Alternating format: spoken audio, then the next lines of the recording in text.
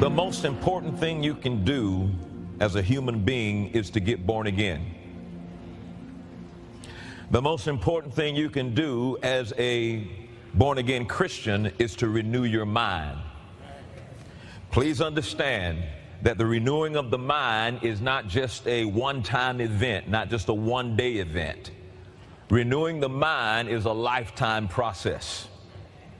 Be careful not to allow your relationship with God to turn into a religion filled with entertainment to satisfy your emotional hunger.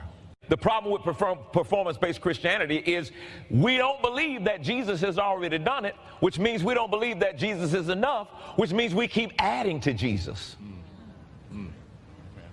That's not what we're talking about today. What we're talking about today is, since it's already been done, since I am the righteousness of God, redeemed and holy, since I'm healed, delivered, and prosperous and sound, what are the actions of my faith? Am I to just sit there and say, well, I'm under grace, I believe, kind of like, hit me, that's not how that works. Faith responds to what Jesus has finished. So how do we respond today to healing that's already done? How do we respond today to provision that's already been given? How do we respond today to prosperity that's already been handed over? How do we respond today to the righteousness that we already are? We're already these things. You got to realize I'm already healed. I'm already delivered. I'm already prosperous. I'm already sound. I already have everything that I need that pertains to life and godliness. I already have these things. But how do I take possession of those things that I already have? You know, I can put $1 million in your bank account, and if you don't go and withdraw it, it stays in the bank account. Follow me? It's there, but it being where you want it in your life is not there because there's no response. So likewise, you have everything you need.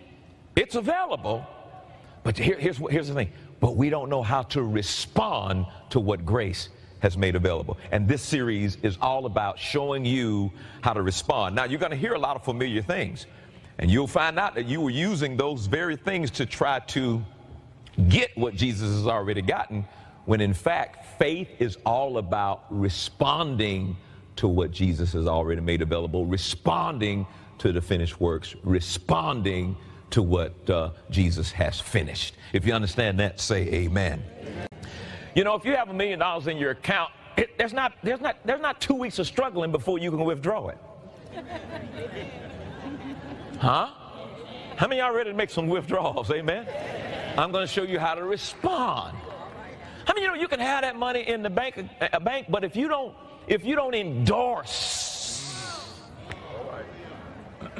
certain criteria has to come together in order to do a proper withdrawal. Amen.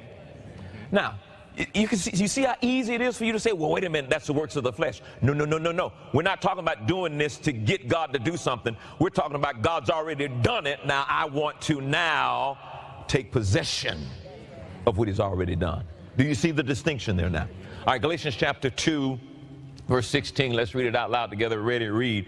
Knowing that a man is not justified by the works of the law, but by the faith of Jesus Christ. Even we have believed in Jesus Christ that we might be justified. How? By the faith of Christ and not by the what? Works of the law. So what he says here is that we don't need anybody to perform. He says, for by the works of the law shall no flesh be justified. We don't need anybody to perform or through their own self-effort or their performance. We don't need your performance in order to be justified. Jesus has already justified you. Say out loud, I am the righteousness of God. He says, but what you need in order to take possession of what he's done is you need to, by faith, take what's already done. Now look at the same chapter, look at verse 20 and 21. So what happens if you start trying to perform to get it? He says, I'm crucified with Christ, nevertheless I live, yet not I, but Christ liveth in me, and the life which I now live in the flesh, in my body, I live by the faith of the Son of God. So I now live a life by the faith of the Son of God. I am not living my life as a Christian by my performance or my self-effort. He says, I'm living life by faith of the Son of God who loved me, who gave himself for me. Verse 21, this is interesting. He said, I do not frustrate the grace of God. I think this is what Pastor Ken talked about last night. I do not frustrate the grace of God. You know what frustrates God's grace?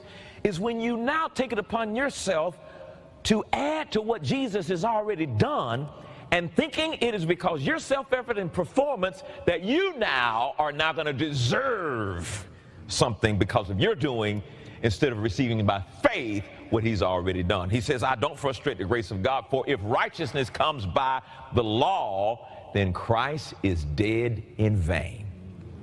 If you can be righteous by something you do, then Jesus died in vain. Because now you're trying to do what only he could. All right. And how many times do we find ourselves trying to do something that only Jesus could do? He says your job is to by faith possess what he has done. By faith possess what he has done. Now let me do one more thing before we really get into this. I want to describe to you spiritual warfare. Have you ever heard the term? Spiritual warfare. All right, spiritual warfare is not being in a war against the devil. It is in one sense, but I think in the church we've like spiritual warfare, fight the devil, fight the devil. No. It is, but let me show you what it is and what it is not. The Bible talks about the fellowship of his sufferings, which means we have a part and Jesus has a part.